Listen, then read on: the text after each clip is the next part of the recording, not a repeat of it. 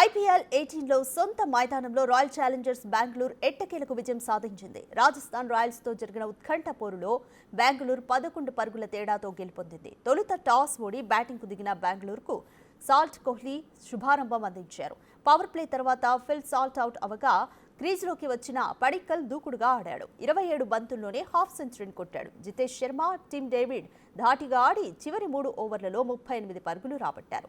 దీంతో బెంగళూరు నిర్ణీత 20 ఓవర్లలో 5 వికెట్ల నష్టానికి 205 పరుగులు చేసింది. రాజస్థాన్ బౌలర్లలో సందీప్ శర్మ 2, జోఫ్రా ఆర్చర్, హసరంగా చెరో వికెట్ను పడగొట్టారు. బెంగళూరు బ్యాటర్లు విరాట్ కోహ్లీ 70 పరుగులు, పడిక్కల్ 50 పరుగులు, జితేష్ శర్మ 20 పరుగులు, టిమ్ డేవిడ్ 23 పరుగులు చేశారు.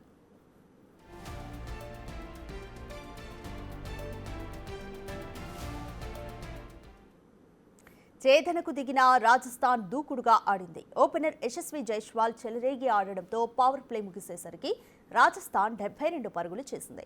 యశస్వి జైస్వాల్, ధ్రువ్ జురేల్ పోరాడినప్పటికీ చివర్లో ఆ జట్టు బోల్తా పడింది.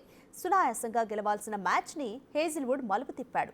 చివరి 2 ఓవర్లలో 18 పరుగులు అవసరం కాగా 19వ ఓవర్లో కేవలం 1 పరుగే ఇచ్చి 2 వికెట్లు తీశాడు. చివరి ఓవర్లో 17 పరుగులు కొట్టాల్సి ఉండగా యష్ దయల్ వికెట్ తీసి కేవలం 5 పరుగులే ఇచ్చాడు. దీంతో రాజస్థాన్ అనుకోని ఓటమిని చవిచూసింది.